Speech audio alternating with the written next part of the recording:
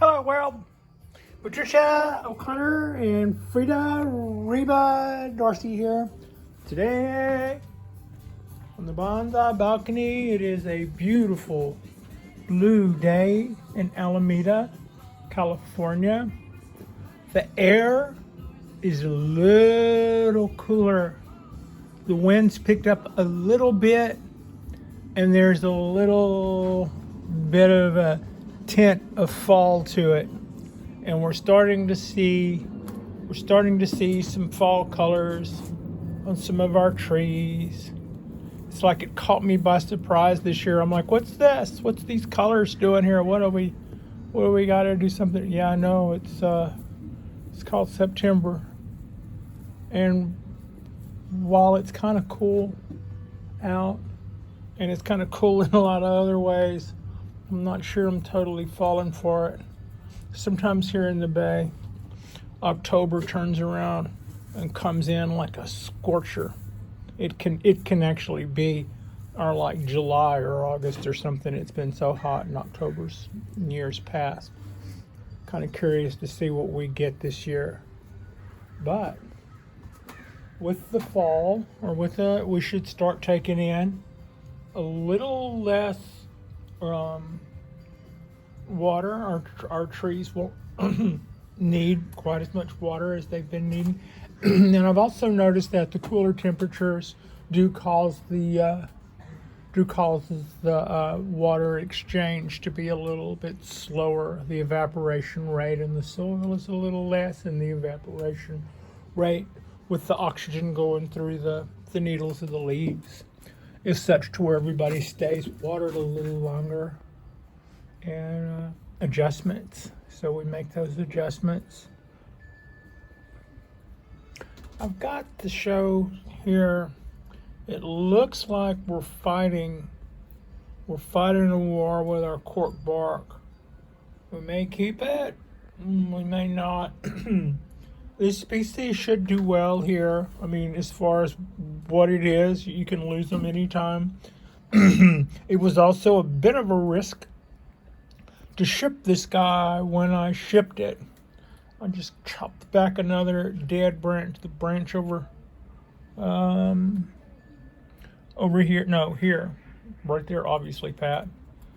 That was the back. I don't see, it might have been that it had some breakage, but I don't really see anything that could have taken us out on this guy. But that whole, is that sap there? Let's take that back. I don't see anything. I was kind of wondering if maybe trying to put some motion in that with that heavy bark, if I had broken it below. And I guess it's possible. Here's where I cut it, so that wouldn't have been a break. But this came out and did two big pieces, one that came around here and the other that was pretty much stationary. I didn't move, and they both died. I'm seeing some bad color in this, like the death is just moving its way forward, but I also see it pushing out some stuff. So I'm not sure. I'm not sure if the dieback has just not made its way to the front of the tree, or whether or not that's what we had to go through. It got a systemic treatment when it got here. That shouldn't have caused it any problems. Let's see. I put some motion in this branch, put some motion in this branch. I put a little bit of motion in that branch, but less with this one than I did the other two. And that's the one that I lost two pieces in. So it could also have been that the tree didn't survive shipping. It came here looking pretty sparse and spry and really green, but it may have had some incident on the truck where it was 1,000,000 degrees and I just didn't know yet. Sometimes you don't know about those things for a while when they happen and you're watching, and then if they happen in without you just don't know until sometime later when the tree passes. So yeah, this is a little quick look at all of our little Japanese black pines. And when I was talking, whenever I had Jonas over last week. Uh, he was looking at my little pines. He is known for his pine work, and I was asking him about how I could expect these guys to mature. And he said that they would keep their shape and their proportions as long as I could keep them small. So yeah, that's definitely the name of the game. What we're doing there is we're trying to keep our little trees small, and if they close up or whatever, they close up, but that negative space and stuff will still be implied as long as we keep our dimensions without letting that elongate out. Here is Hoss back in place where it is. I think it's taken up less space here. It's a little bit less invasive. It has a little bit more room for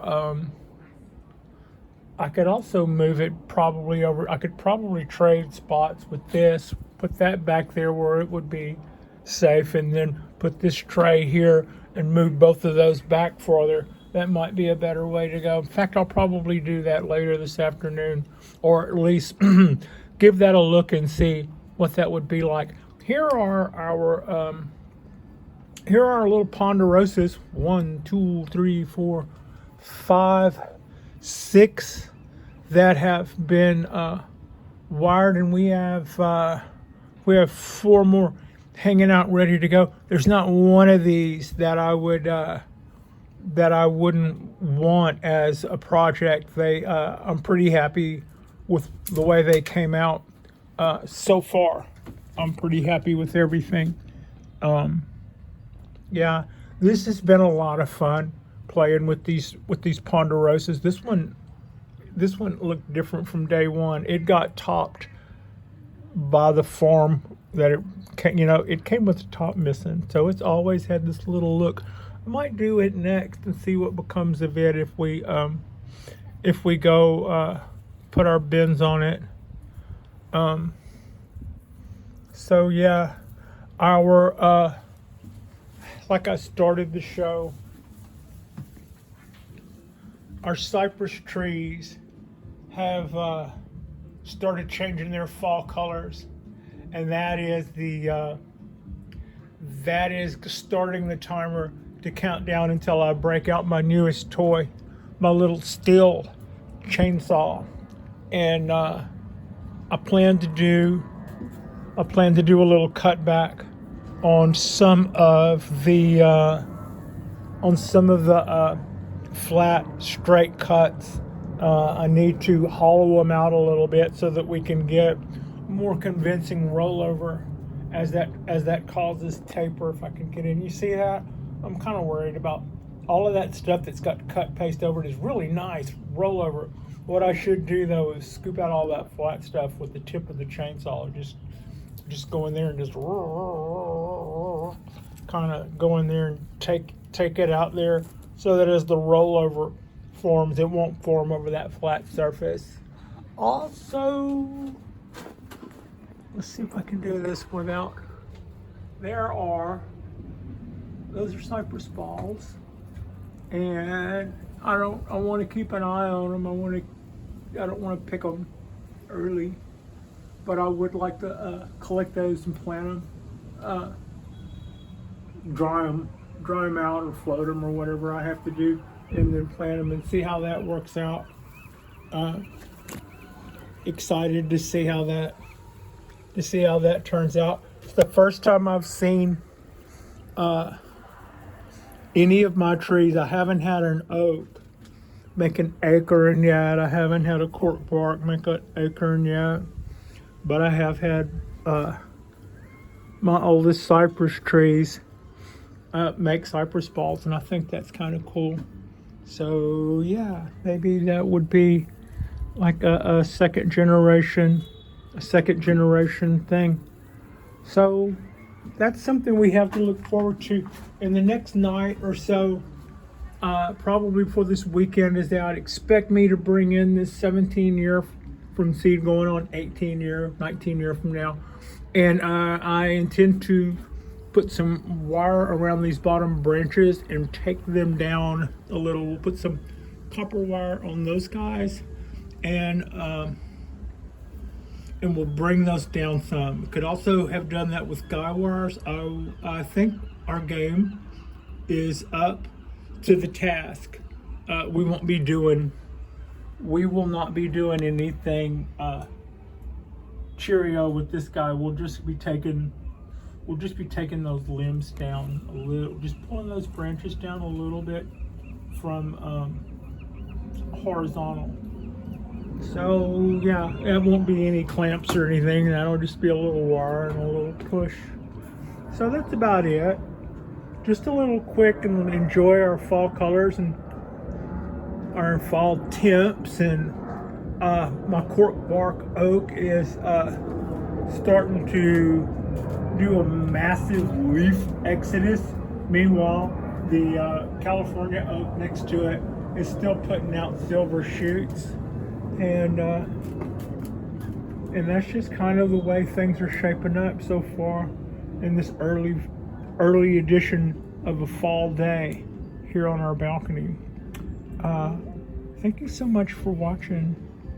I appreciate you, and Frida appreciates you, and we'll do a drop tonight, which will be pine related. It'll either be one of our ponderosas, or it'll be wiring our Japanese black pine. So that's something good to look forward to. I just wanted to get a little shot out here of our balcony while everything's so cool and crisp and pretty, and quick look at the tree that we did the other night, that we did in two sessions with our bonsai jack and stuff. Again, can't say really happy enough with the way all of these things are going, and I'll look forward to having and continuing to work with this tree and just take it up to the next level if that's possible. I've acquired the physical tools needed to graft this tree with Japanese black pine. If I decide to do so, I've kind of been feeling around with the people who I consider teachers and stuff, and I want to get their view on whether or not I have several options. I could leave this as a ponderosa and make sure I overwinter it someplace cold, starting probably next month. Do that every year, or at least every other year, and then I can treat my ponderosa like a ponderosa, and we can start working on small needles, and we'll be a few years away from that, but that's okay. We're a few years away from our final styling on this tree anyway, so that could progress that way. Or I could start trying to graft early this spring, start trying to graft Japanese black pine, just kind of flank all of the wherever there's a bud now, put a Japanese black pine bud farther back on the tree so that we would get to cut it back and not have stuff growing on those long ends. If you're gonna get to pick and choose where your foliage is, don't put it out on the end, bring it all back. That's just kind of, all things being equal, do that. So that would also take about, a couple of years for those to take hold. There's no guarantee that that mine would be viable. I happen to think that I would probably have some success, but there are other teachers that say it takes a few to get it down, and there's too many things to do wrong. So that's all a lot to think about. And in the end, I was kind of curious if a grafted tree is always a little bit of a minus. Is a grafted tree a lesser tree in any way? I haven't figured that out. Maybe I shouldn't really worry about that as much as I should just worry about what would be healthier for the tree. And then if I decide to do that, make sure that I am on my game. If every graft I put in, and even the pros probably don't hit every one, make sure you're not backing yourself into some corner that you kill the limb and or take up the one space where a graft could go, and now you can't, and now you've closed yourself off of an option of putting another one beside it, behind it, in front of it, whatever. So that's just sort of our thoughts there on what I'm kicking around in my head. I'd kind of like to know what some of you guys think when it comes to grafting. The advantages to grafting Japanese black pine to that tree, just so everybody's on the same page and knowing why I'm asking, is I wouldn't have to worry about whether or not I've completely nailed this climate for this tree. If I graft it with black pine foliage and that takes hold in a year or so, or a couple of years, I guess, when we cut back the ponderosa foliage, it will then take the growing characteristics of a Japanese black pine. We'll do needle production and candle cutting, and the climate will also be absolutely suited to a Japanese black pine. To this ponderosa, just like they are nicely suited to Japanese black pines. And I'm surrounded by quite a few of them, so it's not like I would be hurting to come up with the scions or the shoots to graft with. I've already bought a nice grafting knife. I'm already watching numerous videos on how to do that. I see a lot of do's and don'ts about it. I've committed those to memory. I think at some point I'll probably start collecting a few small pine branches and rehearse on those. Also, I want to rehearse and get my sharpening skills up to speed. I remember as being a kid, certain people had a knack for sharpening knives, and certain people never really gave a lot of thought to it.